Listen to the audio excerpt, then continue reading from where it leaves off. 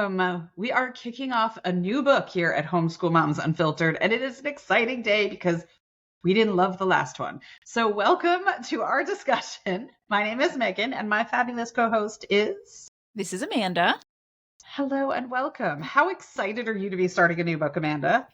Well, A, I'm very excited that it's a new book, and B, I'm very excited it's this book. So that's worked out well. I'd never even heard of this book before Meagan was like, this is a great book, let's do it. And I was like, I mean, okay.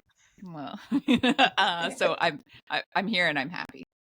Yes, I am excited. So our new book is called Normal Sucks. The tagline to the title is How to Live, Learn, and Thrive Outside the Lines. And it's written by Jonathan Mooney, who is an author who is an ADHD adult, a dyslexic adult. And this is kind of a chronicle of his life and a search for where normal came from, right? What even is normal? We did an episode a couple of weeks back on why are homeschooled kids called weird? And this kind of dovetails in it, right? If you're going to talk about someone being weird, you have to have the opposite of that, right? What are they not? If they are weird, what aren't they? Well, they aren't normal. Okay, well, what's normal? So this book goes super far into that. And we read this as part of a book club selection for a book club that Amanda and I were both in, but I'm guessing maybe you were traveling or something when we read this the first time. I was probably out of town when this one was. So I had read it, but Amanda hadn't had a chance. And I remember when we read it originally in our book club, not really having high hopes for it. I kind of had, just from the title, right, Normal Sucks, I kind of had this vision of this book that I read almost 17 years ago now, because that's how old my oldest child almost is, right? There was this book called The Girlfriend's Guide to Pregnancy. Are you familiar with that by any chance? Yeah. Okay. It's like a very silly, sarcastic, irreverent look at being pregnant and giving birth, right? It's not the maternal cover of what to expect when you're expecting. It's a very graphic, things that people don't tend to talk about. Like, why aren't we talking about hemorrhoids? Why aren't we talking about pooping yourself when you're pushing and delivering a baby, right? Like, and that was The Girlfriend's Guide to Pregnancy. And so I kind of had that just based upon the title and the cover. Like, I thought we were going to get kind of like this irreverent thing about why normalcy is stupid, right? And I was completely shocked at how much history and how much science was in this book that I absolutely loved it. Did you have any preconceived notions going into this, Amanda? Honestly, I was a little worried that you picked another sucky book. So you kept promising me it was good, and I was like, we'll see. Let's hope. And I agree. I've been really pleasantly surprised. And I guess I should have known, right? My copy, this actually just clearly shows that I didn't pay that much attention until it was time to sit down and read the book. Because my copy at the very front, at the top, it says, as an accessible primer on reassessing disability and mental health, it's invaluable. And as an exploration of what it's like to grow up feeling different, it's incredibly cathartic. And that's from a quote from Vanity Fair. So if I had read that when I actually got it in the mail, instead of just putting it to the side of like, I have to get to that in a couple of weeks, but at least I know I have it ready to go when it's time to start reading it for the next book club. And maybe I would have been a bit more excited to get started instead of dragging my feet. But I did drag my feet, and I read it last night so that I would be prepared for today. And I was happy that I did, right? My husband was sitting not too far away on the couch watching something on TV, and I had my headphones on because I like to listen and follow along in the book so I can more easily annotate as I'm going. And I was laughing out loud, so loud. And he was like, what are you listening to? I was like, my book club book. And he was like, really? Like, didn't you hate book club? I'm like, that was the last book. This one's so much better. Off that book, right? Yeah. But I mean, okay, so in short, Jonathan has a really difficult time in school as a dyslexic child with ADHD and is ostracized and is made to feel terrible, is made to feel stupid. I don't think it's necessarily in this first section. I've been reading ahead and kind of getting my notes sorted out for future discussions. So I couldn't tell you exactly what falls in sections 1 and 2, which is what we're discussing today, versus the future, right? But his father is an alcoholic and he has a really unstable childhood. And at one point he explores the ideas of self-harm and things like that. And so you're sitting there thinking like, how are you cracking up laughing reading this book? But somehow he manages to take all of that and write it in such a way that is so funny and so relatable and so irreverent that, I mean, like when he talks about like naked days at home and, you know, his dad walking around naked and, you know, all this kind of stuff and just kind of the quirky things that went on in his life, somehow he manages to make it funny. Yeah, no, that's it. I mean, even for me, it was just almost right off the bat, right? So on pages 4 and 5, he tells this story about being at a Mexican restaurant that's got some inappropriate images, like big painting kind of things on the wall. And, you know, how his 6-year-old, you know, I think he describes it something about, you know, how he makes these motions in front of his chest. So there's these pictures of naked women, naked matador women, and his 6-year-old makes these motions in front of his chest in a way that if he hadn't been so cute and only 6 years old, they would have been thrown out of the restaurant, you know. And like just the way he phrases it all, it had me rolling. And it's like it's a type of storytelling that I really appreciate. Mm-hmm. And I probably also do it quite a lot in my life. My life is thankfully not quite as messed up as this, you know, growing up, but I have a lot of health problems, and there's a lot of stuff, and we talk about, you know, dysfunctional families and extended families and hard things that have happened. But like I prefer to tell it with like a big dose of humor and sarcasm, and so I very much appreciated this. This is my type of storytelling. Yeah. I mean, in that spot that you were talking about, it says you pointed to 3 suggestive, okay, completely inappropriate paintings of women as matadors. And then in parentheses, he's got, because we all know that bullfighting is best done in the nude, right? And so there's just kind of these little asides throughout the book that make it so enjoyable to read, even though it's a pretty heavy topic, that Mhm. he does it in such a way. It kind of reminds me of, have you read Trevor Noah's book, Born a Crime? Yeah. Like Yeah. only Trevor Noah can make apartheid entertaining and funny, right? I Mhm. mean, he does such an amazing job of taking really heavy stuff. I mean, Trevor Noah comes from a home with an alcoholic stepfather and abusive and, you know, extreme levels of poverty and extreme levels of social injustice. And somehow the book is hilariously funny. And so Mhm. I feel like Jonathan Mooney kind of taps into that same vein of writing style here, and it really works. Yeah, for sure. So, in the first section 1, there's he's talking a lot about how he first found out, or was first diagnosed, not first found out, but he first got like a diagnosis of not being normal. Mm-hmm. And the one of the quotes that I really liked that stood out to me was on page 18, and they've just had their first meeting at the school.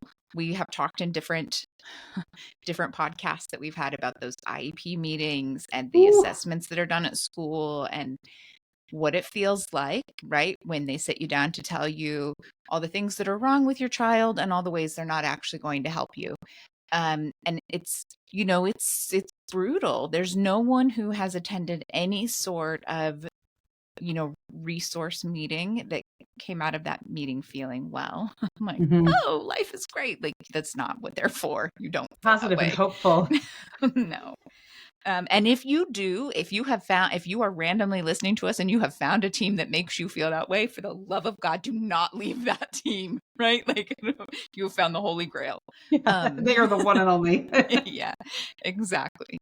Um, but so in any event, they've just had this meeting, they leave, um, and he asks her a question. She goes back in and just lays into the administration about the way that they have done this, with the child present, because that's a big thing. If you don't know, when you have these IEP meetings, they oftentimes want the child there to be a part of it, which is like, yeah, okay, you know, like for the most part, they hear a lot of really awful things, and so like, yes, they need to learn to self advocate, but maybe not just yet. Um, so in any event, the quote itself, page 18, says, "Whatever she said, though I knew the real answer, um, I had crossed that invisible line between the normal and the not normal, which we all know is there, though we aren't quite sure where it is at the time, or who drew it, or how or why. At that moment, I knew for sure that whatever normal was, I wasn't it." Mm-hmm. And I think, you know, for those of us who aren't normal for whatever reason, um, there is that moment, right, where we realize it. Something happens and we just really realize, like, okay, um, yeah, I'm not normal. And, I mean, everyone handles it differently. A lot of times the instinct is to try to figure out how to get to normal. Mm-hmm. Um, Sometimes you're lucky enough to come from a situation where normal isn't embraced, and so maybe you feel less pressure to try to be normal. I don't think, in my case, I don't think I ever tried particularly hard to be normal. Um, but I am sure that there are times that I wished I was more normal, right? That I wished I fit in better. Mm-hmm. Um, because it's hard to not, it's like, I don't, there's that saying, right? Something about like the nail that sticks up is the nail that gets hammered down kind of thing. And that's a reality in our society. Um, so that quote, I was just like, oh, that really, and it's an excellent example about how it can set the tone, and um, you know that you're talking about some serious stuff, but it's just handled so well. It's done so well. Mm-hmm. Yeah, I had a similar thought about on just the page prior. Well, first off, there was a part that I loved because he talks about his, you know, years and years and years struggle with spelling. And he talks about like being frustrated with the fact that there's a right way and a wrong way to spell everything. And he says there was a time we all agreed to just let the stuff go. Sure, that time was the 1500s and spelling wasn't codified, but people got by. One word could be spelled 10 ways. Those were the good old days. Pennycamp Elementary School, however, did not believe in the restoration of old English spelling conventions. So I learned to dumb it down. So he talks about his experience, right? And it's just kind of his way of saying those things. But I loved at the bottom of that page on 17 where it says, my spelling and writing made me seem stupid. So then I was treated as if I was stupid. Then I began to believe I was stupid, and then I began to act stupid, and then do it all over again the next day. And Yeah. one of the things that I've seen, and I feel like it's getting lesser than it was before, but one of the things that I've seen is this fear of a diagnosis or fear of a labeling, right? Well, I don't want my child labeled. I don't want to label my child. And so one of the big things that I've always seen is whether or not you give that child a label, they will know they are different. They will know there is Yes. something there. And at least the Yes. label tells them that it's not them. It's not that I'm the only person in the world who's like this. It helps them understand those things. And so I felt like this thing on page 17 was such a great example of if you do not get your child the proper label, they will label themselves. And it That's will it. not be a good label. Knowledge is power. Knowledge is always power. I'm a huge believer in that. And it's that, you can label with the right label, and then you can find out more, and you can, there, you just know more. And the more you know, the better you can do. Mm-hmm. Or you can leave it as the unknown. And very rarely do we come to the right conclusion in the unknown. Yep. Yeah, it turns out that the child ends up either their teacher, their peers, whoever, or they themselves are labeling themselves. I'm stupid, I'm lazy, I'm scattered, I'm this, I'm that, I'm the other thing. And the reality is you're not. You're autistic, you're ADHD, you're dyslexic, you're this, you're that, you're the other thing. But without knowing that, and then you're sitting there thinking, I'm the only person who's like this. Everybody else is doing great. And I'm the only one who's stupid, lazy, this, that, whatever they've kind of self-defined those things to be, which has been huge. I've talked before, and I will get you to someday watch the Hannah Gadsby special, Douglas, on I Netflix. watched it. Did you? Yes, we watched. We watched everything of hers on Netflix, maybe a She's weekend or two amazing, ago. isn't It she? was awesome. I Love I her. will admit I'm not quite ready to put my kid in front of it. I'm not judging. I'm not judging because we're a judgment-free zone. I'm not quite ready to sit down and watch it with my kiddo. But I mean, my husband and I watched it together. We were in tears, but like half of the time in tears from laughing and half of the time in tears because like it's really fucking good and it's really fucking serious. And she's on it about things that she shouldn't be on it about, right? Like they're awesome. They're really good. But I watched it with my kiddo, and he's 12 now. We probably watched it. Okay, we probably watched it when he was about 9 or 10, about the age of your kiddo. And yeah, at the time I was like, this is totally inappropriate, but I really don't care. So I totally get where you're coming from. But he had this moment after he watched it where he was like, that was me. She gets me. She totally understands. That's how I feel. And it kind of opened this dialogue where my kids are a little older, they have social media access, etc. He's not a huge social media user. He actually doesn't, he's not on he has Instagram and Facebook and stuff like that, but he's never on them. The one thing he does like to watch are YouTube shorts. And he's trained his algorithm really well. He gets stuff that he finds funny and relates to Pokemon and whatever, but the really cool thing is he gets a bunch of stuff on neurodivergence. And he'll send me stuff sometimes. Like one time he sent me a video that was a whole bunch of audio tracks that were completely different speeds, tones, and pitches. And they were all playing simultaneously on top of one another. And he sent it to me, and it was created by someone who was neurodivergent, explaining what it sounded like in their head. And he sent it to me and said, this is what it sounds like in my head. How would I have known that without that? That's not what it sounds like in my head. So how would I have that understanding without that? And so giving him exposure, and I'm not saying this to convince you that you should let your kid watch Hannah Gadsby, but like any exposure to anybody, whether it's Hannah Gadsby, Jonathan Mooney, another author who's writing about their ADHD experience in an age appropriate way, right? For them to realize like, I'm not alone. It's not just me. It's not just me. I'm not the only one. Right. That's so powerful, as opposed to just sitting there thinking, well, I'm stupid. Right. Because, and the mom's sitting there going, I don't want to label them because, it'll follow them or it'll be harmful or whatever. And I'm like, the lack of label is actually so harmful in so many ways. Yeah. Yeah. I also firmly believe that. Mm-hmm. Yeah. So, all right. So that was section 1, and you're still on board with the book. So I've made a good selection after my first really rocky pick. So what you got in section 2? Yeah. So section 2 actually really starts that deep dive into normal. What is normal? How did we get the term normal? And so,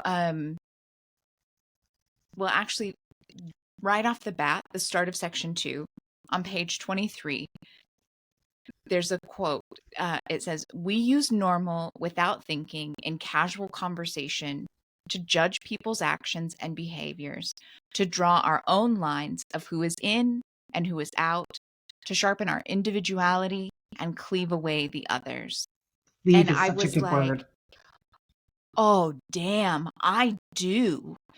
And it really struck me because I have talked often throughout this podcast about the fact that I am not normal and I don't generally strive to be normal. I'm really confident and comfortable being the special cup of tea that I am. And I know I'm not everyone's flavor.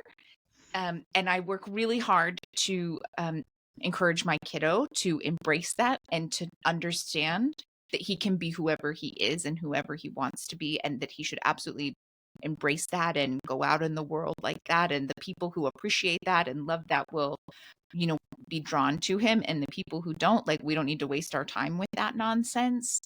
And I didn't necessarily grow up in an environment where that got to be the overarching theme, right? And so I work really hard to create that environment in my own home. Mm-hmm. But holy hell, I do this. I use normal all the time to describe things or to talk about things. And I don't mean it to be, but I am 100% positive that it does judge people or situations or, patterns, habits, behaviors.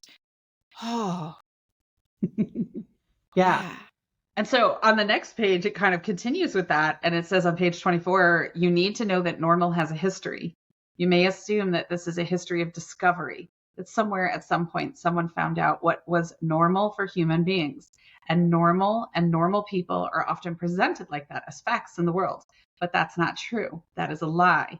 It's a lie that gives normal such power in our lives. And while normal has a history, it is not a history of discovery, but a history of invention. Normal hasn't always been normal.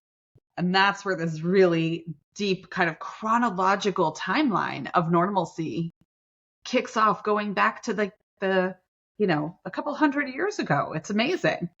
Though I have to say that I love that's what you highlighted on page 24. And on page 24, I highlighted, damn, more books to read. Because there are other, he lists some in his oh, these are, and I was like, oh, I want to know more about those books. I want to do a bit of deep dive on what the hell they were saying in those books. Hey, have you flipped to the back yet? There are. No. So much. No. Oh my God. Starting on 219. 219. Just pages of pages and pages and pages of citations for where all this stuff came from. So that's only the start of your additional reading if you're going to flip through that. Oh, I'm going to need months until we can start our next book club. I'm sorry, Megan. I'm still reading the things from Normal Sucks. I'm still sorry. Deep diving Normal. Yeah. That's okay, because I have Jonathan Mooney's other two books on my desk. He also wrote The Short Bus, A Journey Beyond Normal, and then he wrote another one called Learning Outside the Lines. And that's co-written with a gentleman named David Cole. That says 2 Ivy League students with learning disabilities and ADHD give you the tools for academic success and education revolution. And so I've read Normal Sucks. Now this is my second time reading it, but I am determined to get through those others that have been sitting on my bookshelf for an embarrassingly long time. So I took them off the bookshelf to guilt myself and to read it because I know they're amazing. We have a friend, our mutual friend Tara is reading The Short Bus and said, she cried in I think on page 5, she was crying, not tears of laughter, but just, yeah, it's an incredibly moving experience when he talks about his journey through this world as the individual that he is. And so when she said that, I was like, okay, I'm doing it. I'm getting it done. As soon as I finish my reread of Normal Sucks, I'm diving right into it. So we'll see. Getting there. Yeah, I think there's going to be a lot of good things to read out of this. And they'll probably be far better recommendations than the things that came out of the last book. We're talking about, and we talked about this in the last book, right? I enjoy certain types of history, not World War II history, as we also will talk about. But I do enjoy certain types of kind of deep dive. This is how we got here. This is how things happen. And that's what this section does. It looks at when it started and how it evolved. And I found it, again, he does it in a really funny way, right? He uses his own writing style, which makes it really enjoyable to follow along with. And it's finished a lot faster than you want it to be. So on page kind of 26 and 27, he's talking about the history of how normal came to be and that it started as a math concept. And then in the mid 1800s, it was used in anatomy and physiology. And so that's where we start using this word normal to mean it has a very specific from a math connotation. And then it kind of moves over into anatomy and what doctors would do. But it's also important to remember that you're talking about, early to mid 1800s. So doctors weren't exactly doing the best things, right? And so take their version of normal with a grain of salt. Exactly. There's a reference in here there's a reference in here to them using leeches still at that time. So yeah, it's not exactly high science at this point in history. Yeah. There's also on 26, and this is one of the things that I love about this book is, so I kind of marked this as the start of this kind of timeline that I was drawing in my head while I was reading this. It says, so who used normal and why and how? Normal was first used outside the mathematical context in the mid 1800s. This is what you were just saying, by a group of men. And then I love the fact in parentheses, he says, gender pronoun alert, everyone in the history of normalcy is a man, right? And it goes on to talk as we kind of move through these studies about how it's, white, middle-aged, educated Christian men are basically the standard of Mm-hmm. normalcy because that's who was conducting the study. And shockingly, somehow their research always concluded That that they were they were the normal. barometer for normal, Yeah. right? Uh-huh. Anyone who was different, not normal. And Mm-hmm. so it's interesting as he kind of points, like he just pulls no punches as far as calling Yeah. that out and calling a spade, which I love. It's kind of makes the book super enjoyable when I read it. Yeah. So, I mean, it says on 27, normal isn't just not abnormal, but it is an upper middle class, suburban, straight, able bodied, and mentally fit married white dude with 2.5 kids. Mm-hmm. This is normal. Anything else, completely abnormal. Yeah, no. And just shortly before that, oh, actually, you just read it. I was like, they never did find or define the normal state. They defined normal as what is not abnormal. Mm-hmm. But the definition we do have, and it's so true. I mean, and we're kind of screwed, right? I guess we're probably, in fairness, we're probably both upper middle class. Um, I'm definitely not suburban. I failed there. I am straight. I am not Mm-hmm. able-bodied. I'm far from able-bodied and mentally fit. Well, some people would question that, but I'm going to give that to myself. I am married a couple times. Um, and I'm not a white dude and I'm not married to a white dude. So I think we've failed there. Yeah. And with 2.5 kids, I mean, I did have a half kid, but I was like, well, what am I going to do with this half kid? No, I'm kidding. I have one child. You got to meet up with somebody else and combine the two halves, right? Yeah, I mean, you got to have play dates sometimes, so you've got a whole child. Exactly, right? Yeah, I mean, I wouldn't fit the definition of normalcy either. I don't think anybody in my household would. And so, yeah, I mean, same thing. Not married to a white dude, and I am suburban. Yes, but the upper middle class, right? Mentally fit, up for discussion. It depends on what everyone else's baseline layer of anxiety on a day-to-day basis looks like. Which on the next page, it talks about the fact that what is average has become normal, right? So Mhm. what is the average of anxiety? I don't know. You let me know, and then we'll figure that out together. We can figure out that next one. Yeah. Yeah. That's it. Everyone's got long COVID now, so maybe my cognitive deficiencies are It's average. Maybe it's I'm become good the now. average. You're good. Yeah. So on the next page, it pinpoints on page 28 normalcy going back to 1713 with a Swiss mathematician. Then we've got a few hundred years later, this guy named Adolphe. Okay, you were listening. You said you did audio. I have been saying this guy's name as Quetelet, but I have no idea if that's correct. What is it in the audio? I think it was maybe Coudelet, Okay. but it might have been Coudelet. I was definitely like, wow, there are a lot of names in here that I'm going to butcher when we actually have the podcast. Or, I know. I mentioned before that I lead a book club for mainly middle schoolers and like lower level or lower aged high schoolers. And our audiobook kids, when they show up, we have a handful that just process better through audio. And when they show up, we're all like, how do we pronounce this city? Or how do we pronounce this person's name? We're so thankful for the audiobook kids when they come because they can help with that, right? Mhm. But they talked about, him. So the first guy in 1713, and then this guy who I call Quetelet in 1835, whose goal was to gather massive amounts of statistical data about any given population and calculate the mean or the most commonly occurring or various sets of traits, height, weight, eye color, etc. And later added in qualities such as intelligence, morality, and used these to create the average man for society. But then, as Jonathan Mooney does, and midway down page 29 in parentheses, racism alert, unsurprisingly, he found in his study that Black people weren't normal. Shocking. Shocking.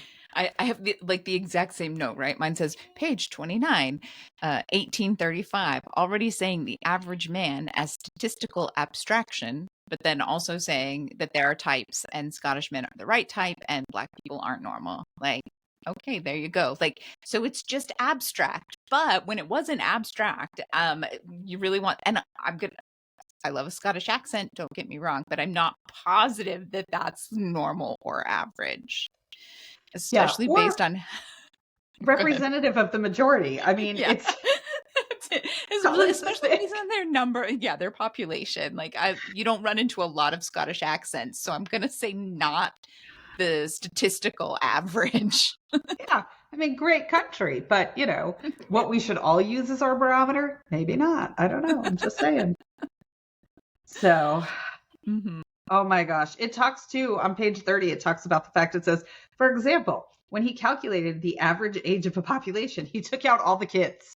Hmm. That's a great way to I mean, listen, I am the farthest thing from a mathematician. Okay. Like, we are not that. But I am aware you cannot just take out the lower, 10% of all the numbers and then call your average an average. It says when he was studying what was quote unquote natural for women, he used data from men. Yeah. I mean, seriously. But the thing is, that stuff still happens, right? Like, how Yes. often are prescription dosages based on the average man? I have a note in here that I had to see. I have a cardiologist, and the first step with the cardiologist was going to get like an extensive EKG, and I was kind of worried, right? Because the reading, like the high level report says like, oh, everything looks fine. But when you go in and look at the numbers, there was a whole set of numbers that were not in the normal range, right? They were outside of the normal range. And I was like, okay, I really can't wait to see the cardiologist and ask about this, right? And I asked the cardiologist, and he's just says, oh, well, you're a bit smaller than average, and so it's perfectly normal for you. We would you're petite, so we would expect your rate, your numbers to be a little smaller. And like, okay, I'm 5'4".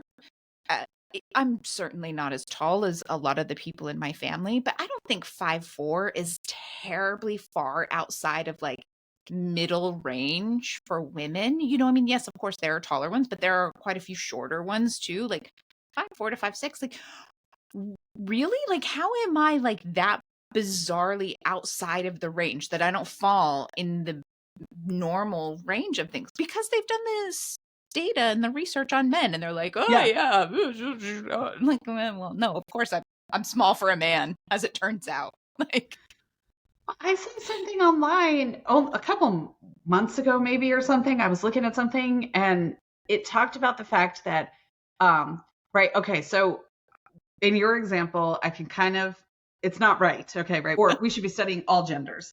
But at least each gender has a heart. We can agree upon that, right? Okay. But I saw something talking about period products, right? Like tampons, cups, pads, all that kind of stuff, right? And it said they only started using actual blood to test these products recently. They were using like red liquids beforehand that were like maybe kind of viscous, maybe not. I don't know, right? And it's like, we added some okay, cornstarch. It's almost the same. practically the same thing. And it's like, you literally, oh my gosh, like, could you imagine any other product and they just don't even test it with the thing that it's going to be used for? Like, it makes no sense. Yep. You would think at some point somebody would have been like, wow, to test if these are actually effective, maybe we should, blah, blah, blah. No. Mm-mm. Oh, that's Why gross. would we do that? No. Yeah. Oh, yeah. Who wants to do that, right? Yeah. Oh my gosh, I'm telling you. Yeah, Mhm. so I love it. I mean, Jonathan Mooney concludes it's as if he found that cats are the average pet by averaging only people who had cats. It's like, that's about how scientific the definition of normalcy is. Yep. It's bananas. All right. So I'm trying to look at what my next note is. So they're a little jumbled, so I'm just going to go ahead and read them, the next two that I have. So on page 34, we move into the sex scientists of the early 1900s. And one of the quotes that I especially liked from here was, the informal leader of this whole crew was, of course, Sigmund Freud. Yes, the man with a cocaine habit that could have killed a small farm animal was one of the most important thinkers in the history of normality. I'll skip the long dissertation on Freud and spare you the pain of reading his tomes, but bottom line, it's all about sex. all of it, everything. One's whole personality, thoughts, aspirations, hopes in the world, favorite color, food, flavor of ice cream, whatever. Yeah. All of it. It all comes down to sex. Like,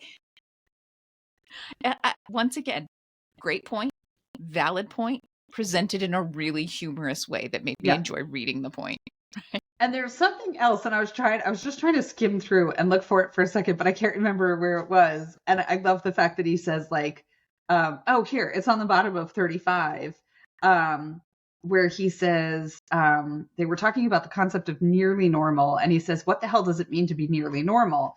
This makes my head spin. There is a normal, but I'm not it. However, I shouldn't accept this fact, but instead strive for normality that no one can be. And oh yeah, here's a bunch of things you can buy and people you can pay to help you overcome your near normality disorder.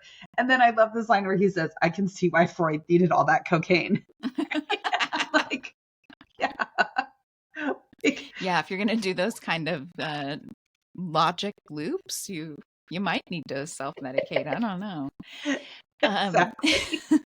So going back just a little, I have a note that from pages 33 to 34, there's a quote. It says, the first major book on this subject, again referring to the sex scientists, was Psychopathia Sexualis, written by Richard von Krafft-Ebing or something like that. I'm probably butchering it because I did not read the podcast. Someone else read it and I just listened to it and then didn't remember how to pronounce it. So he goes on to say, he was a true jerk, and I could disparage him for so many reasons. At the top of the list, that he was among the first to declare that people who had encounters with the same sex were sick and deviant and should go to jail. Mm-hmm. And then he goes on to say that from this, Freud creates the idea that everyone is a little perverted and sick. And so grows out of that the idea that people are nearly normal and should work to become fully normal, even though it's not possible to become fully normal. But you should work towards it. And that's actually like super great for business and capitalism, you know, basically, right? Because now you've got therapists and self-help books and Instagram. Are all of the ways to have a beige home and be normal. TikTok therapy, right? Oh my gosh. Yeah. It's bananas. And how many people are using this word every single day without any concept of the origin of the word? Or how many people are beating themselves up every day for not being that thing without realizing the origin of the word? It's like, I loved all of this history that's here. The next large scale study was in 1930, that was conducted on young men at Harvard, because nothing says, widely diverse sample population like 1930s Harvard. Talk about white, wealthy, smart Christian men. Yeah, exactly. Right. That's the important part, is that at that time, Harvard only accepted white men. Yeah. So, to make that Harvard was even then an elite school, and an elite school that's only admitting white men. Yeah, sure. Let's go use them as our sample. That's quality research. Super well. I'm peer reviewed. Great. I'm great research. Exactly. Right. So, translation of the results of the study. The normal men of this study were normal because they were successful in a system that was dominated by men just like them. Wow. Right? You're thriving in an environment that was custom built for you? That's shocking. You are normal. Good for you. As my 12-year-old would say, what time should I schedule the medal ceremony for? That's like one of his favorite. I love it. Favorite things. You are normal if your behavior, appearance, and background are the dominant culture. Boom. I mean, we know this. This isn't like, that aspect of it isn't shocking. And yet for some reason, like you said, there's still this mega bucks industry of therapists. And we're not saying therapy isn't a great thing, right? But if you're I'm super pro therapy. I'm in therapy right now. Thank you very much. Like I love therapy, but yeah. But if your therapy is trying to make you normal, right? Yeah. That is it, right? The self-help books and, Dr. Phil and all that other baloney, right? Like not all of that necessarily, right? So you are normal if you fit into this culture and are therefore deemed normal by school, church, the town, the doctor, the professor. Normal is what works in society's norms. And there is just no room in our society for the people who don't fit in those norms, which is criminal and abusive and discriminatory on every level, right? Yeah, but I do think that our society is getting better about having room and space for people who don't fit in those norms, right? For the people who are on the 25% on each side, right? If we're sticking to the math idea of Mm-hmm. normal. It's not, I mean, we have a long way to go, but we are improving. Mm-hmm. I have to We believe are. that. I think to an extent we are. And then I think about people who are like, um, if we were to make an exception for, a child that needs like a sensory friendly experience or something like that, right? You can just hear that population that's like in my day, or like, they're like, they need to toughen up and, calling them snowflakes or whatever else, and the whole thing. And it's like, so I think we are getting there, but I think there's still that mentality that it's like, it's too soft to be considerate of people who are outside that median of the bell curve. And I'm like, Yeah. no, that's just humanity, right? That's just kindness. And there's going to be an instance where you're outside the bell curve for something, right? Something else. Yeah. And you'd want someone to consider your needs, to factor your needs, and to be kind and to be human towards you. So I think we're getting there. It can be a bit tough, but I think we're getting there.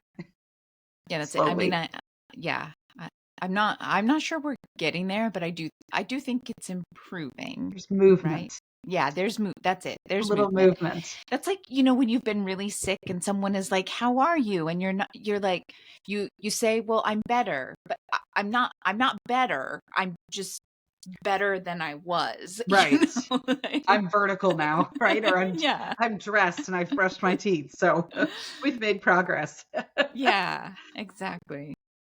Yeah, absolutely. What did you think about the search for Norma and Norman? Did you you want to share about that section? Yeah, so my notes just say like it's a good story, right? And I happily read along and I followed along, but it is kind of a long story in here. So there's a few pages where I didn't write very much because I'm kind of following this story. But so I think the newspaper was in Cleveland and they decide they're going to do this big advertising campaign and contest to find normal based on these measurements that have been published of what a normal woman and a normal man looks like, but they focus on the woman, right? Because of course sex sells. Um, and so they have over 3,000 women who, think that they might fit this idea of normal, and they submit their measurements, and they pick a woman who is supposed to embody normal. But then even then they at the end they announce her as the embodiment of normal, and then they admit that she doesn't actually fit the measurements that were published, right? Because of all of the women, no one actually fit the measurements that were published. And so Isn't he that wraps encouraging as a woman in this society? right. Like, Yeah. there's literally no one that can achieve the perfect ideal, but all of you should continue to try. You should keep going. Yeah, exactly. And that's it. His quote, he wraps it up with like, tough break. The judges of normality have spoken. There is a normal. It's an impossible thing to be. So don't stop trying to be it. Exactly. And I feel like the timing of this, so our next section of reading, I think it's in 3 and 4, but I don't remember exactly.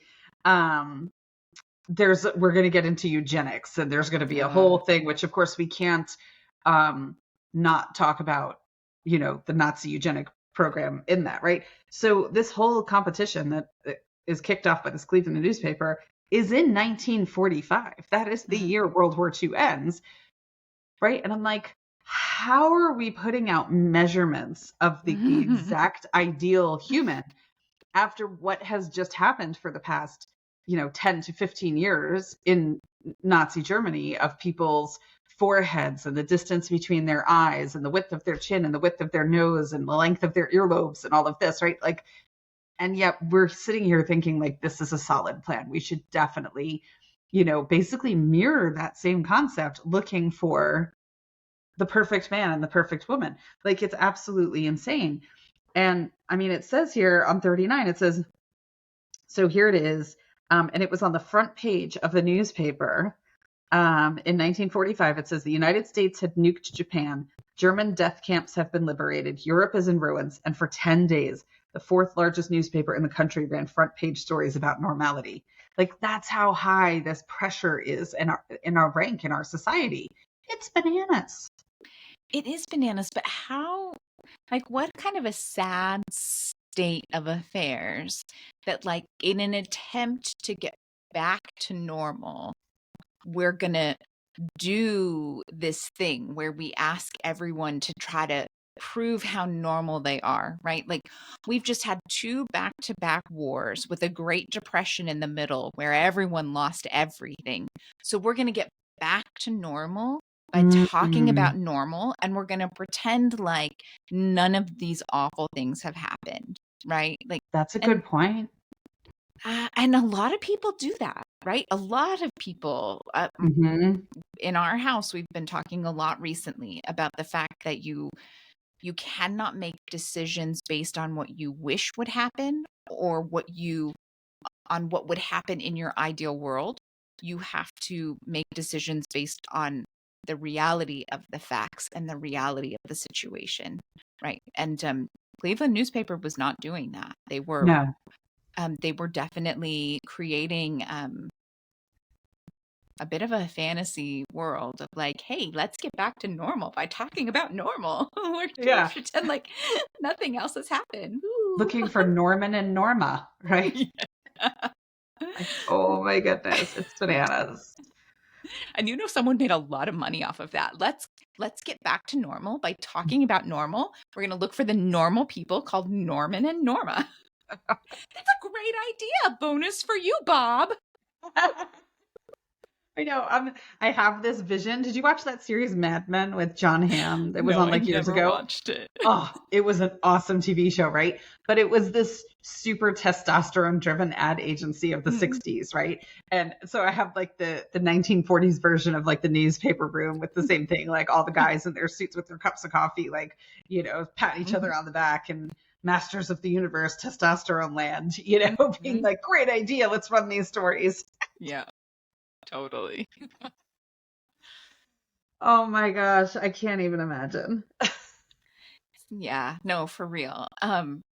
So yeah, I have enjoyed this book so far, and I'm looking forward to we're actually doing a small road trip tomorrow, and I think we're going to listen to the audio version as a family, at least for part of the road trip tomorrow, because I just think it's that solid. But I'm going to wrap up this section 2 with kind of the final words of the chapter, because it just really hits home, right? This is one of those quotes that should be up everywhere. It should be on a poster everywhere so people remember it. We need t-shirts. Yeah. Maybe that should be our first merchandise. We'll ask him if we can quote him. Exactly. So it says, normal was created, not discovered, by flawed, eccentric, self-interested, racist, ableist, homophobic, sexist humans. Normal is a statistical fiction, nothing less. Yes. It's amazing. I love that line. Just yes. Right? Yeah. Just yes. That's all you need. Yeah, absolutely. I love it.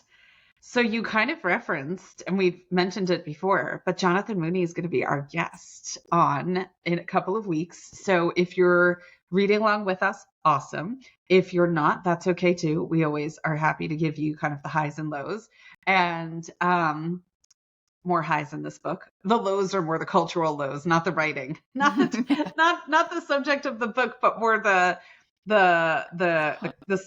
historical events are more the lows. Yeah, the how the fuck did we get here lows. Exactly. Plenty of those. Not the why the fuck are we still reading this idiot's words lows. That was the last book. P.S. In the next section of reading, there's a John Holt reference. I'm just letting you know. Yeah. love it. It's like, get yourself ready. We'll have to tell Jonathan Mooney when he comes on and be like, so before this, we've read a book that claims dyslexia doesn't exist by John Holt. So And yeah, watch his head explode, hopefully. exactly. So when we're done reading this book, we will have an episode, a Q&A with Jonathan Mooney about, his life, his experience, his writing, his books, his view on education, all kinds of amazing stuff. So we're super excited about that. He'll be our first official author visit too, which is super awesome. So yeah, we will be back next week with the next section of reading, which gets, as I mentioned, there's some eugenic stuff coming. It gets a little bit heavy, to say the least. But he still has a Jonathan Mooney way of making it light enough that you enjoy reading it at least. So yeah, pretty good stuff. All right. So far a better pick. We're doing okay here, right? Yeah. Yeah. I'm enjoying this one. Nice. Well, have a wonderful rest of your day, everyone, and happy homeschooling. And we'll talk to you next week. Yep. See you then.